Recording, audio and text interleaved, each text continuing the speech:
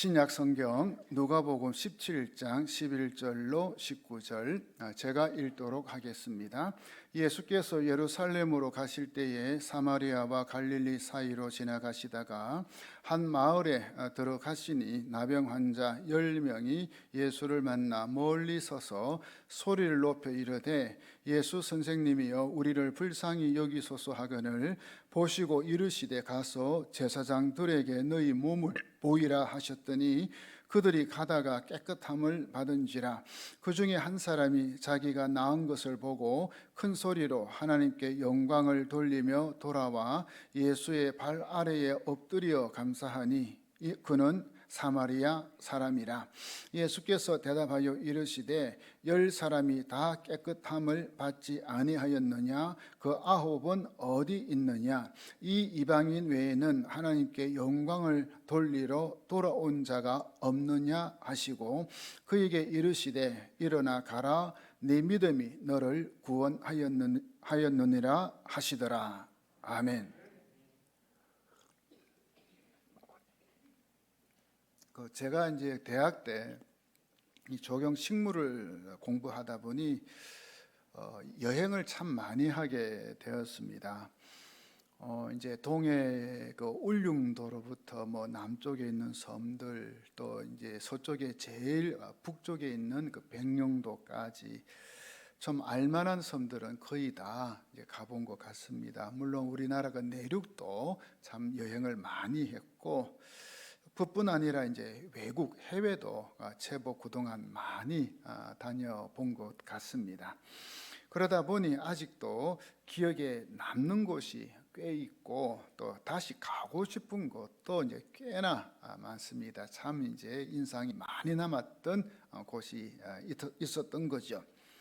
그런데 지금도 저의 내리에 아주 강렬하게 남아 있는 곳이 있습니다. 그곳은 여수 애양원과 소록도입니다. 이곳은 이제 한생 병자들이 일반 사회와는 철저하게 격리된 채 자기들만의 세상을 이루며 사는 곳입니다. 여수 애양원은 1909년에 또 소록도는 이제 1910년에 선교사님들이 이제 한센 병자들을 위해 세운 그 요양원 혹은 요양병원으로 시작이 되어졌습니다.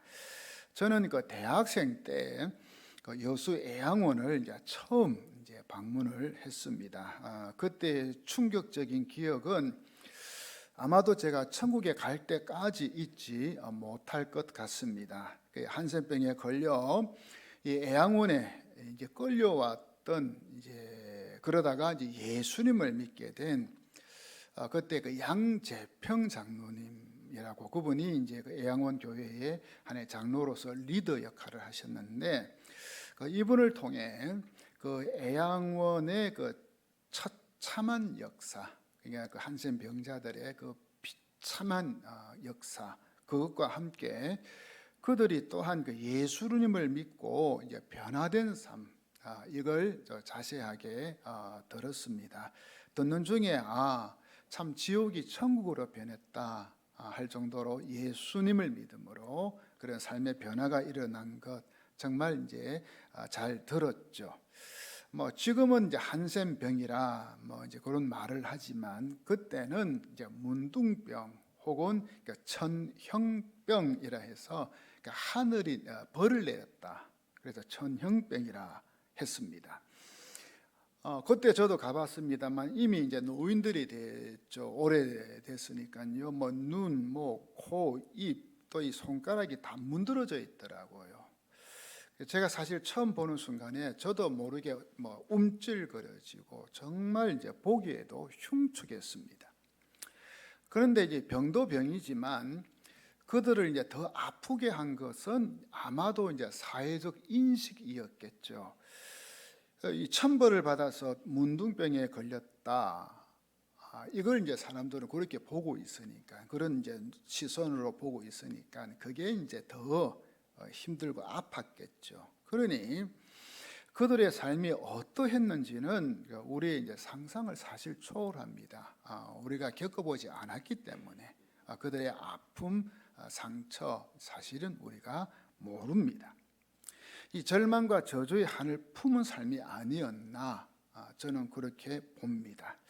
오늘 말씀에도 10명의 한센 병자가 등장합니다. 그 이야기는 다음과 같이 진행이 되어집니다.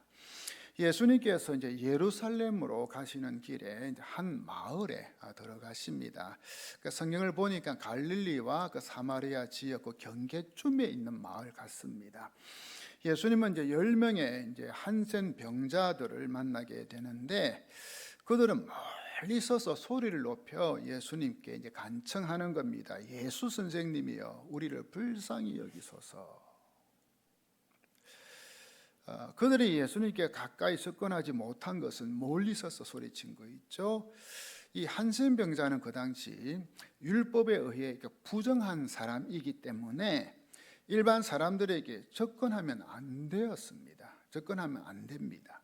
그래서 멀리 서서 이제 소리만 질렀던 거죠. 예수 선생님이여, 우리를 불쌍히 여기소서. 그들은 이제 사실은 자기들의 이 한센병을 고쳐달라는 의미인데, 이 병을 고쳐달라고 말하지 않고 대신 불쌍히 여겨달라, 이 표현을 썼습니다. 왜냐하면 그 당시 한센병은 하늘이 내린 저주로 생각했기 때문에, 저주. 그래서 이제 일반 사람들은 그 한센병자를 보면 동정 안 했습니다. 이 불쌍하다고 생각하기 이전에 얼마나 지은 죄가 많았으면 저 모양 됐나, 천벌을 받은 게지. 부모가 죄를 지었건 본인이 죄를 지었건 어쨌건 참 큰 죄를 지었구만, 그런 이제 눈초리로 이제 봤던 거죠. 정죄만 받았던 그런 사람이었습니다. 이 한센병에 걸리면 뭐 사회로부터 격리되는 것은 물론이고요, 격리, 가족 간의 관계도 완전히 끊어져 버립니다. 그러니까 이 유대인에게 있어서 이제 가장 또 중요한 게 성전에 가서 이 제사 예배 드리는 건데, 이건 뭡니까? 이제 물론 금지가 되는 거죠. 그러니까는 모든 게 다, 뭐 가족, 사회, 또 종교, 신앙, 모든 것 다. 그러니 자기가 살고 있는 사회로부터 철저하게 격리되고 외면당한 채 사실 뭐 죽지 못해 산다, 이 말이 이 사람들에게는 어울리지 않나, 그런 운명이었습니다. 그래서 예수님을 보는 순간 그들은 예수님께 가까이 가지 못하고 멀리 서서 우리를 불쌍히 여겨주세요, 이 한마디 외에는 할 게 없는 겁니다. 이들의 간구에 예수님은 가서 제사장들에게 너희 몸을 보이라, 딱 한마디만 하십니다.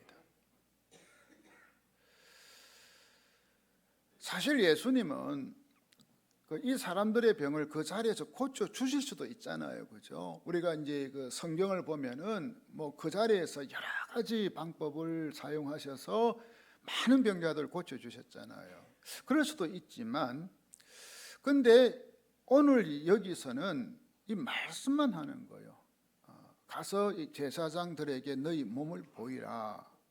그러니까 이건 뭐냐면은 그들의 믿음을 한번 시험해 보는 겁니다. 시험해 보는 겁니다.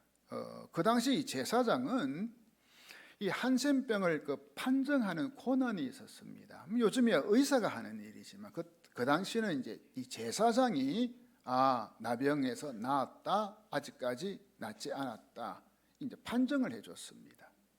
그러니 가서 제사장에게 너희 몸을 보이라라고 한 것은 이 한센병이 나을 것을 전제로 한 말씀이겠죠, 그죠? 왜? 낫지 않고 제사장한테 몸을 보이면 어쩝니까? 소용없잖아요. 보일 수도 없고요.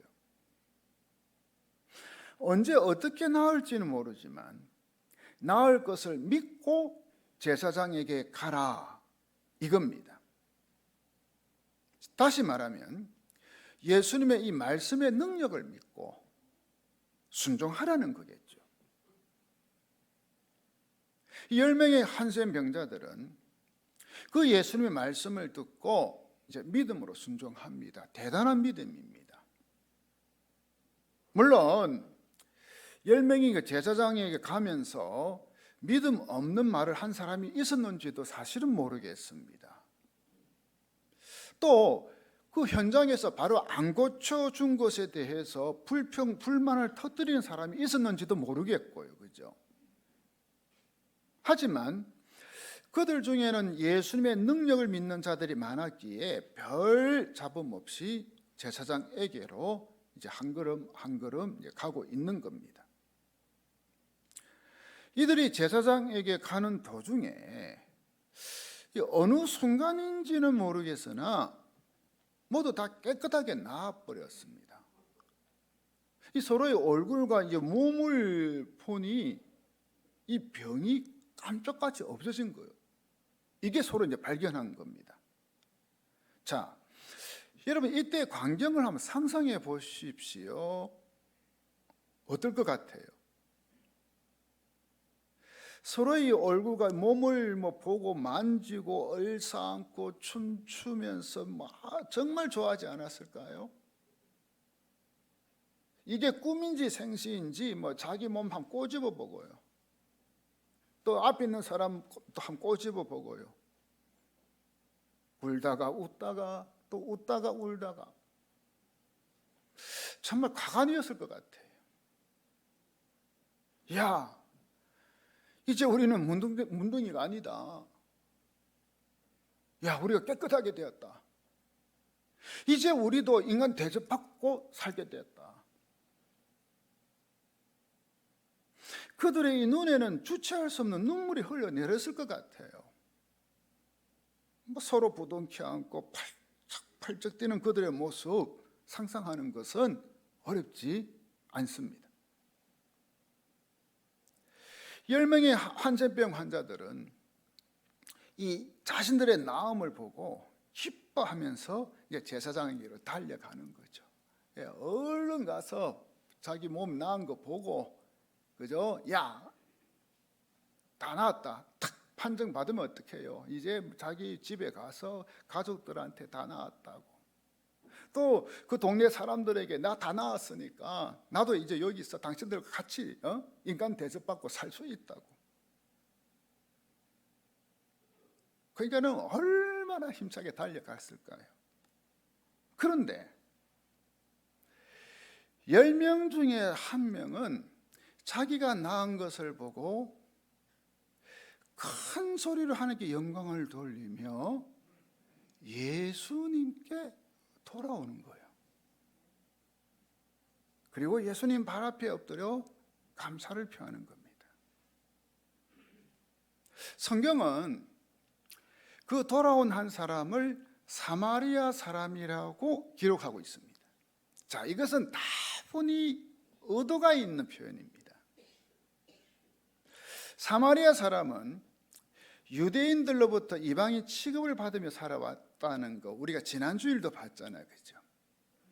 아예 상종하지 않는 정말 재수 없는 사람들로 치부된 게 이 사마리아 사람들이었어요. 그런데 고침받은 9명의 유대인은 예수님께 돌아와 감사하지 않았는데 이 사마리아 사람만이 예수님께 돌아와 감사했다는 거 있죠. 사실 예수님께 돌아와 감사할 사람은 9명의 유대인들이어야 했죠. 그렇죠? 유대인들. 사마리아 사람이 아닙니다. 이 유대인들은 이미 뭡니까? 하나님의 택한 백성이고, 그죠? 율법도 잘 알고, 여러 가지로 많이 누렸고, 또 오래 그저 하나님 믿었고. 근데 이 사마리아 사람은 그런 사람은 아니잖아요. 요즘으로 이야기하면 교회 오래 다녔고 직분도 있고 하나님부터 은혜도 많이 받고 이런 사람이 감사하지 않고 그냥 처음 예수 믿는 사람이 감사하는 거, 그런 경우가 흡사하다는 이야기.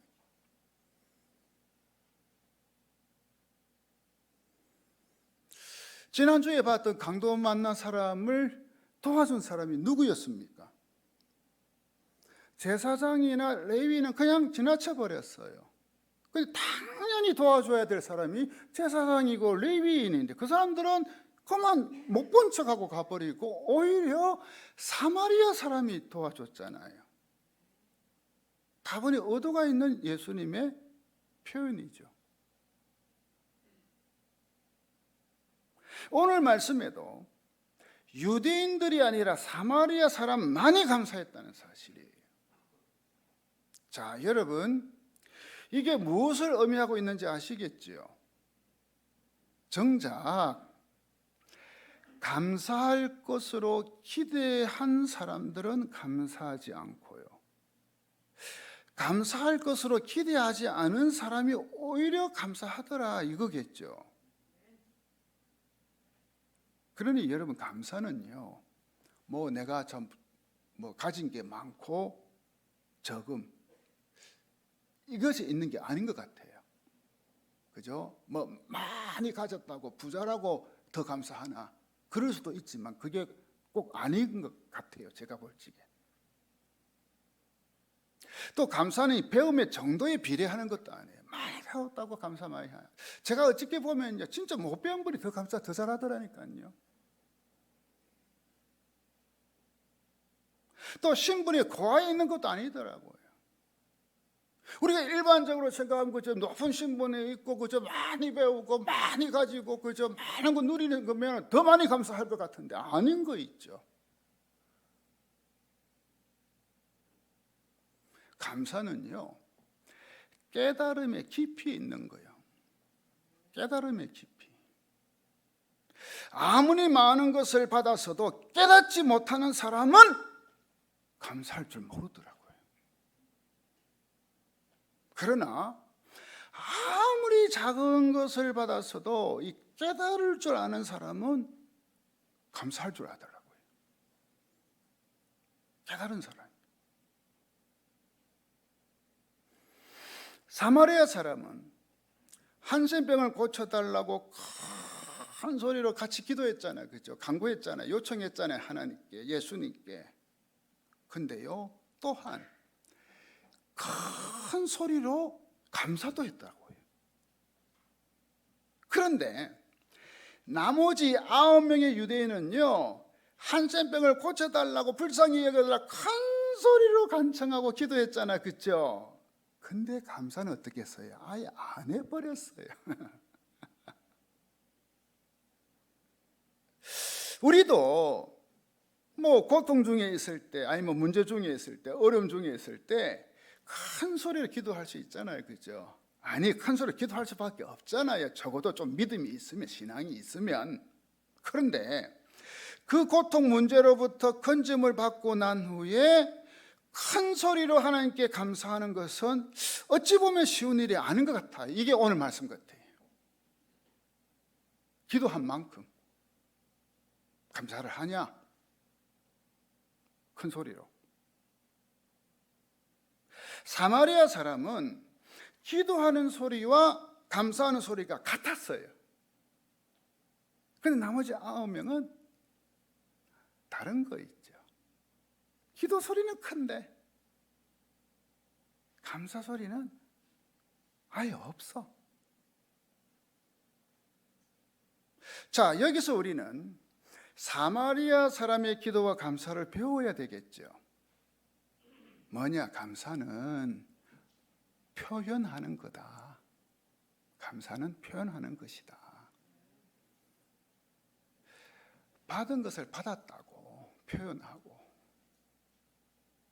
또 정말 받은 게 고마우면 고맙다고, 감사하다고, 어떤 모양으로든지 표현하는 거. 이걸 이 사마리아 사람이 우리에게 가르쳐 주는 거 있죠. 지금 유대인들이 안 가르쳐 주고 누가? 사마리아 사람이. 여러분, 우리의 이 믿음이 좋은지 안 좋은지 이건요, 이 끝을 봐야 알 수 있더라고요. 네, 끝을. 다르게 말하면 은혜를 받은 후에 예수님을 어떤 태도로 대하는가, 이걸 보면 알 수 있다는 이야기. 사람은 어려운 일을 당하면 뭐 지푸라기도 잡는 심정으로 하나님께 매달리며 기도하잖아요, 그죠? 다 여러분 그런 경험 있죠, 그죠? 하나님 살려달라고, 도와달라고, 불쌍히 여겨달라고. 저도 그랬으니까. 우리가 하나님 앞에 부르짖어 기도한다는 거 참으로 중요한 문제거든요. 중요하잖아요. 뭐 자신의 체면이나 자존심 다 버려버리고 오직 나의 문제를 하나님의 손에 맡긴다는 것은 믿음이 있다는 것이기 때문에 정말 귀한 것이거든요. 또 나에게 뭔가 질병이 있을 때, 찾아봤을 때 하나님께 나아가 기도하면 나을 수 있다는 믿음이 있어요. 그래서 기도했는데 병이 나았어요. 얼마나 좋아요. 가정에 매우 어려운 문제가 있는데 하나님께 나아가 기도하면 해결될 것이라는 믿음이 생겨. 그 믿음대로 기도했더니 문제가 해결되어 버렸어요. 귀한 믿음 소유한 거잖아요. 여러분 그래요, 안 그래요? 오늘도 교회 오실 적에 꿀 한 숟가락씩 드시는 와이 꿀 먹으면 벙어리거든요. 귀한 믿음 소유한 거잖아요. 그죠? 믿음이 있는데 또 믿음으로 기도했는데. 그러나 이것이 전부가 아니라는 거 여러분 아셔야죠. 기도해서 병이 낫고 문제가 해결되는 것도 중요하지만 그것보다 더 중요한 것은 응답받은 후에 하나님께서 해결해 주신 후에 그 다음에 하나님에 대한 태도가 어떠냐. 하나님에 대한 태도. 바로 감사하는 태도를 가지고 있느냐. 이게 중요한 거죠. 10명의 한센병자는 똑같이 병이 낫는 은혜를 예수님께 입었잖아요. 그러나 받은 은혜에 대한 태도와 반응은 달랐어요. 9대1로. 한 사람은 즉시로 예수님께 돌아와서 감사했는데 9명은 그렇게 하지 않았죠. 아마 그들 중에는 일단 제사장들에게 가서 내 이 한센병 완치됐다는 거 한번 판정받고 그리고 난 뒤에 예수님께 와서 감사해야 되겠다 생각을 했는지도 모르겠어요. 그죠? 아니면 아예 그는 생각조차 하지 않았는지도 모르겠고요. 어쨌거나 한 사람만, 그것도 사마리아 사람만 예수님께 돌아왔다는 거예요. 뭐 하기 위해서? 감사를 표현하기 위해서. 자, 17절, 18절을 보세요.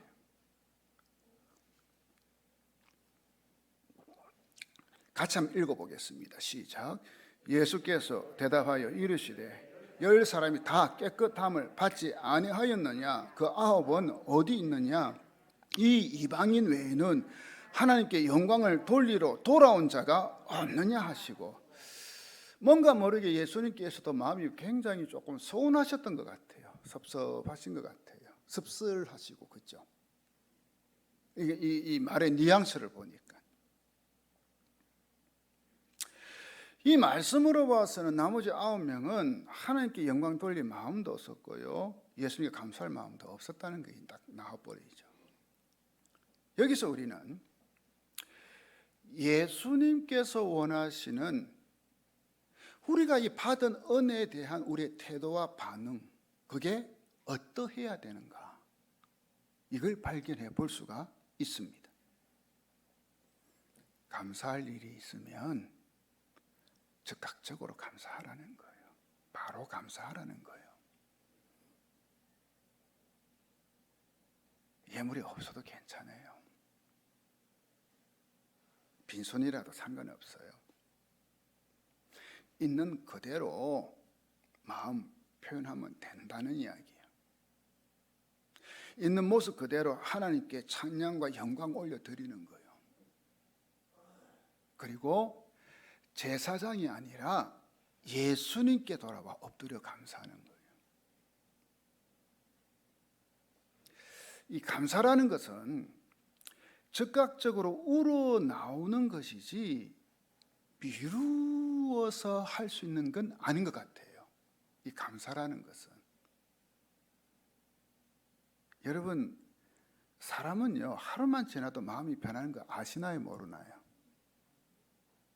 제가 전에 어떤 성도님한테 들었거든요. 너무 감사해가지고 하나님께 감사한금을 얼마 해야지. 하루 지나니까 반으로 줄대. 이틀 지나니까 또 반으로 줄어버리대. 이게 여러분 혹시 우리 이야기 아닌가요? 그때는 너무 기쁘고 감사해서 그죠. 야, 하나님께 내가 한 100만 원 감사한금 해야 되겠다. 하루 지나니까 좀 아깝다. 50만 원으로 좀 깎자. 그 다음 날 되니까 야, 50만 원 좀 많네. 내 형편도 그런데 에이, 한 30만 원으로 줄이자. 여러분, 이게 우리의 마음 아닌가요? 솔직히. 왜요? 감사는요, 그 마음이 식는 거 있죠. 바로 안 하면. 몇 시간만 지나도 마음이 달라지는 게 이게 사람이잖아요. 우리잖아요.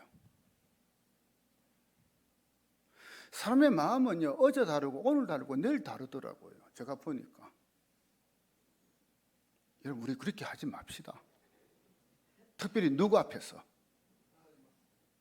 하나님 앞에서. 사람 앞에서도 마찬가지죠. 정말 어떤 사람 누구한테 내가 은혜를 입었으면 그죠? 그 마음 늘 간직해야죠.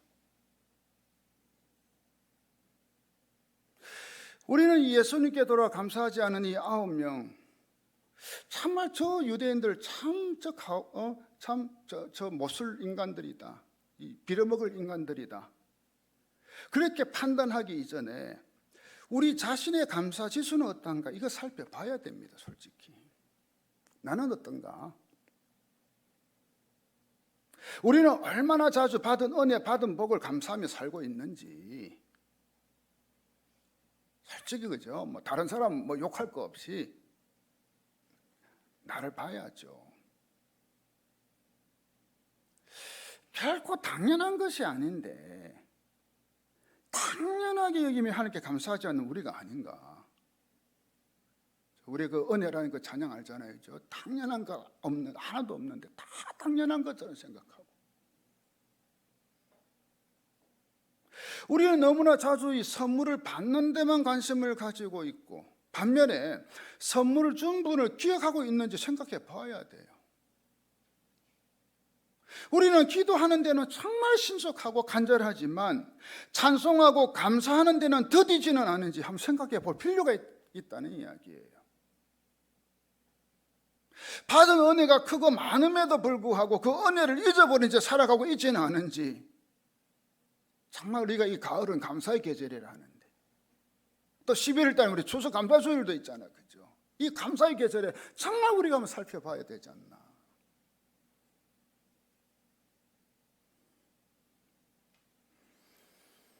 (1860년 9월 8일) 당시 이제 그 게렛 신학교 학생이었던 그 에드워드 스펜서라는 청년이 한밤중에 이제 친구의 고함 소리를 듣고 눈을 탁 떴습니다.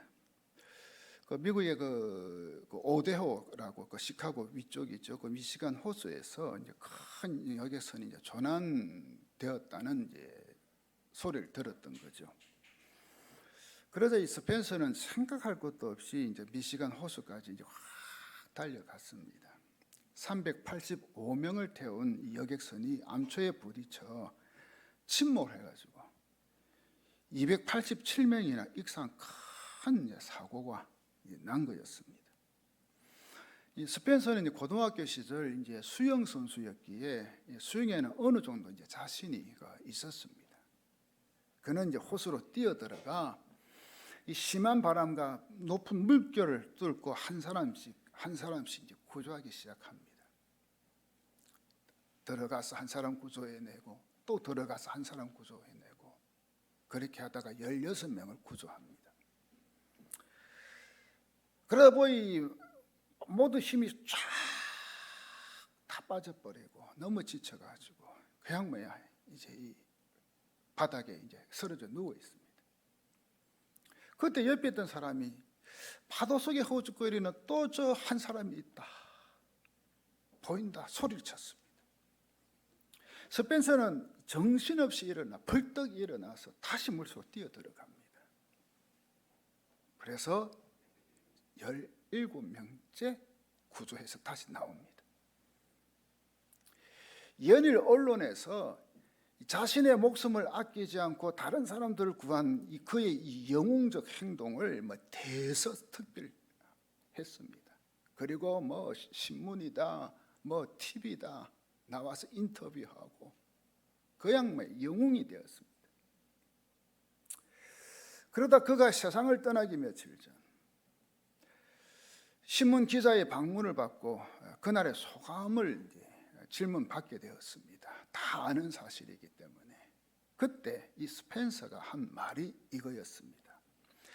그날 밤 내가 생명을 살려준 사람은 17명인데 나에게 감사를 표시한 사람은 한 명의 소녀뿐이었습니다. 이 소녀는 지금까지 크리스마스 때마다 감사의 카드와 선물을 보내오고 있습니다. 제가 또한 한번 글을 읽은 게 있습니다. 119 구급대가 응급 환자들, 급한 환자들, 위험한 환자들, 위기 처한 환자들을 그렇게 이송해 줬는데 고맙다고 감사하다고 하는 사람들이 거의 없더라는 사실 여러분 아시나요? 여러분 이게 뭘 이야기해 줍니까? 감사가 실종된 사회의 단면을 보여주는 이야기가 아닌가요?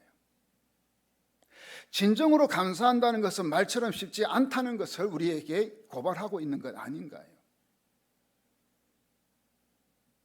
유명한 말이 있습니다. 은혜는 물에 새기고 원수는 돌에 새긴다.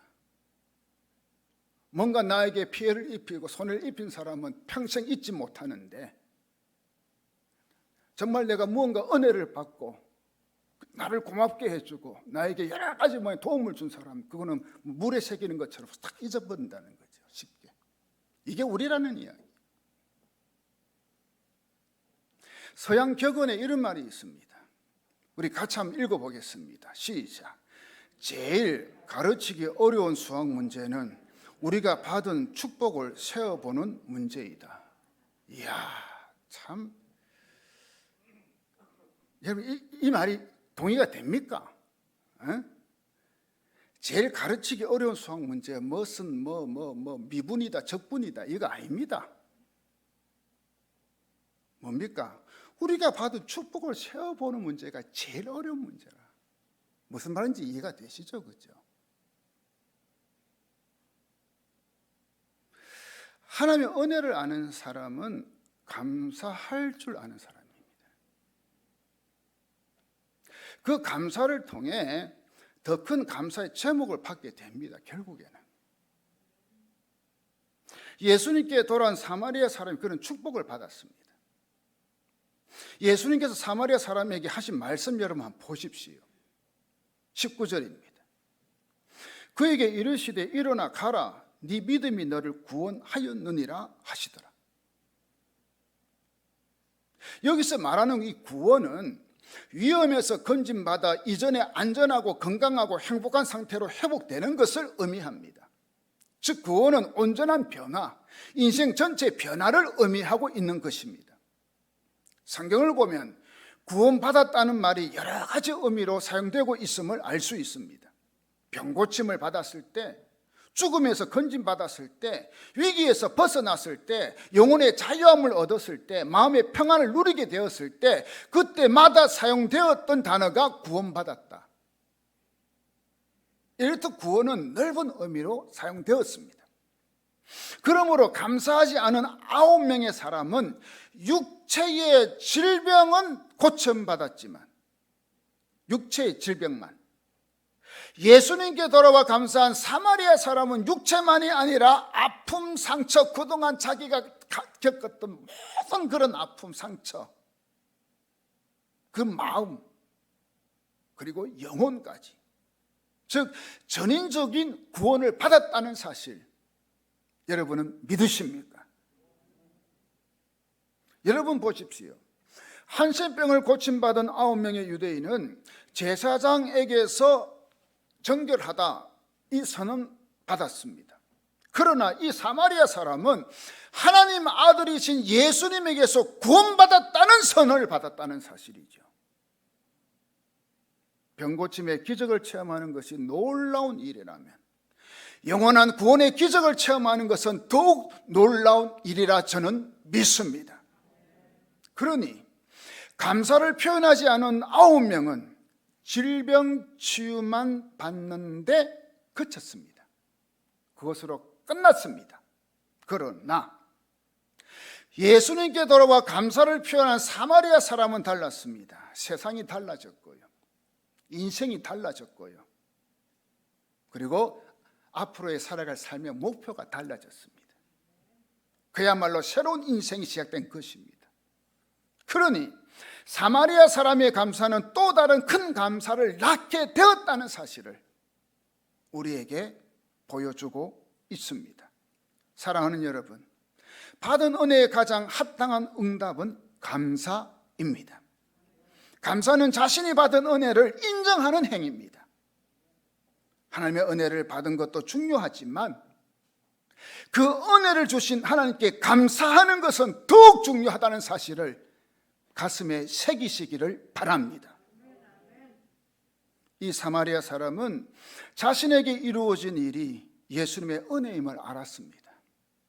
그러자 그는 제사장에게로 가지 않고 큰 소리를 하나님께 영광을 돌리고 그리고 예수님께 돌아와 그분 발 아래 엎드려 감사한 것입니다. 유대인들에게 있어서 이 엎드린다는 것은요, 인사의 의미보다는 예배 드리는 행위에 더 어울리는 단어입니다. 그러니까 이 사마리아 사람은 감사를 예배로 표시한 것입니다. 예수님께 엎드려 예배로 감사를 표현한 것입니다. 이 사람은 예수님께서 베풀어 주신 은혜에 대한 응답으로 쉽게 이야기해서 예배를 드린 겁니다. 바로 감사 예배죠. 그러니 우리는 예배에 대한 인식을 다시 해야 됩니다. 예배의 초점은 내가 아니라 하나님이십니다. 내가 은혜 받기 위해 예배 드리기 이전에, 물론 은혜 받죠. 그 이전에 이미 받은 은혜를 감사하며 드리는 게 예배라는 거예요. 예배의 초점이 내가 아니라는 거예요. 하나님이라는 거예요. 하나님인 거예요. 그래서 예배 마치고 말씀에 은혜 받았습니다. 설교에 은혜 받았습니다. 좋습니다. 그 이전에 예배의 자리에 올 적에 어떤 마음으로 와야 됩니까? 이미 하나님께서 한 주간 나에게 주신 은혜 감사한 마음으로 하나님께 드리고 싶어서. 그게 예배입니다. 그래서 가장 잘못된 예배는 설교 들으러 교회 나오는 겁니다. 설교를 듣는다는 것은 초점이 나에게 있다는 거죠. 내가 오늘도 설교 잘 듣고 은혜 받아야 되겠다. 물론 좋습니다. 그러나 진정한 예배의 자세는 아닙니다. 예배의 초점은 예배를 받으시는 하나님께 있습니다. 예배는 하나님께 받은 은혜에 나의 감사를 여러 모양으로 표현하며 드리는 것입니다. 이 예배를 사마리아 사람이 지금 드리고 있는 겁니다. 여러분은 지금까지 살아오면서 하나님의 은혜를 정말 많이 받았습니까? 받았습니까? 받았습니까? 그렇다면 그 은혜를 감사로 표현하시기를 주의 이름으로 축원합니다. 은혜 받은 후가 중요한 겁니다. 은혜 받은 후가 중요한 겁니다. 은혜를 감사로 가꾸는 사람이 진짜 은혜를 입은 사람인 것입니다. 한 번의 은혜가 아니라 지속적인 은혜를 누리기 위해서는 이 은혜를 감사로 가꾸는 자가 되어야 합니다.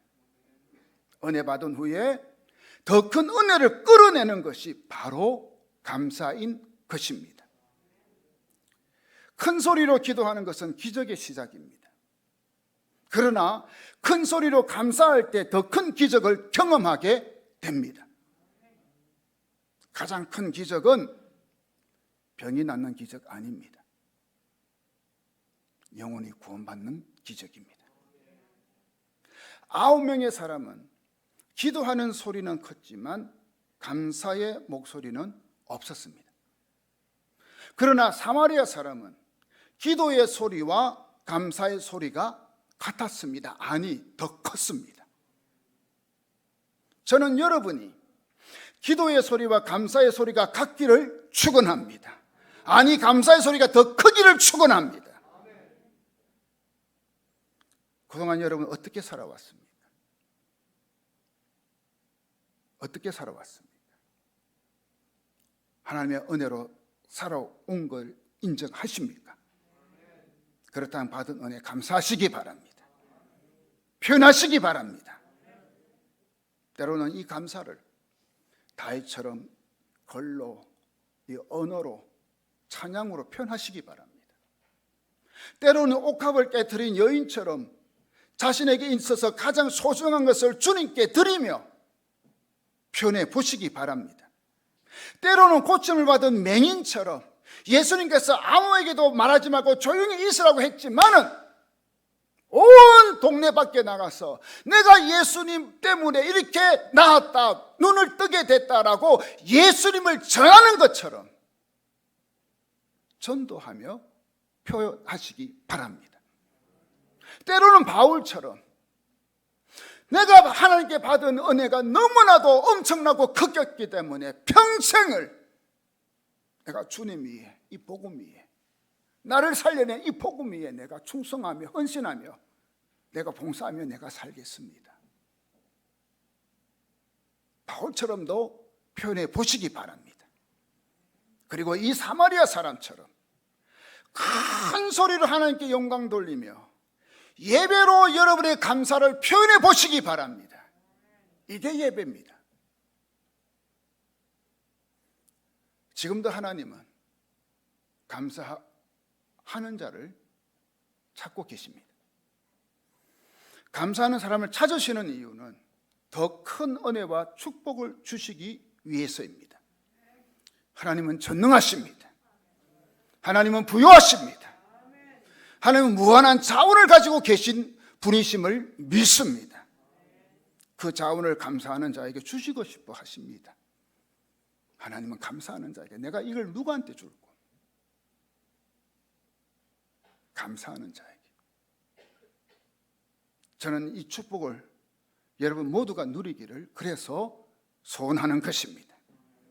그리하여 이 감사의 축복을 경험하는 우리 교회가 되고 우리 모든 성도들의 가정이 되기를 예수 그리스도의 이름으로 축원합니다. 우리 이 시간 이 말씀 가슴에 다시 한번 간직하고 찬양하라 내 영혼아, 우리가 주님을 찬양하며 감사하는 우리가 모두가 되었으면 합니다. 우리 이 시간 찬양하라 내 영혼아,